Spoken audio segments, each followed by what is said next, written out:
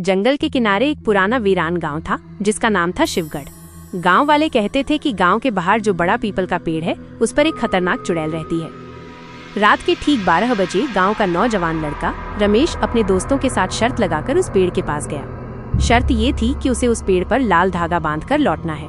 घड़ी में 12 बजते ही चारों तरफ एक अजीब सी चुप्पी छा गई। हवा बिल्कुल रुक गई और कुत्तों के भौंकने की आवाज भी थम गई। रमेश जब पीपल के पेड़ के पास पहुंचा तो उसे तेज सड़ी हुई बदबू आई। पेड़ इतना विशाल था कि रात के अंधेरे में एक विशालकाय राक्षस जैसा दिख रहा था। जैसे ही रमेश ने धागा बांधना शुरू किया, उसे अपने पीछे किसी की हल्की हंसी सुनाई दी।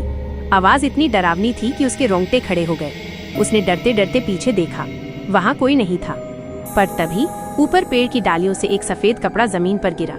जैसे ही वो कपड़ा जमीन पर गिरा, रमेश को लगा कि पेड़ की शाखाएं खुद हिलने लगी हैं।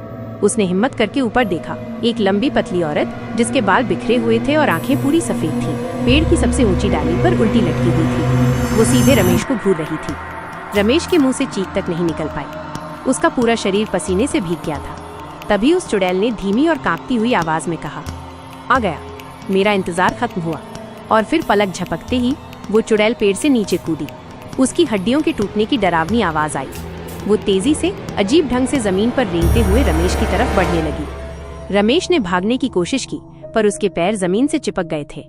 जैसे ही चुड़ैल उसके बहुत करीब पहुंची, उसकी आंखें चमकने लगी। अगले दिन गांव वालों को रमेश की मोटरसाइकिल उस पीपल के पेड़ के पास मिली, पर रमेश का कहीं कोई नामो निशान नहीं था।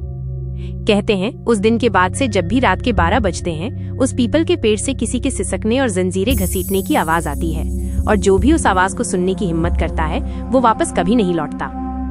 डर कैसा लगा?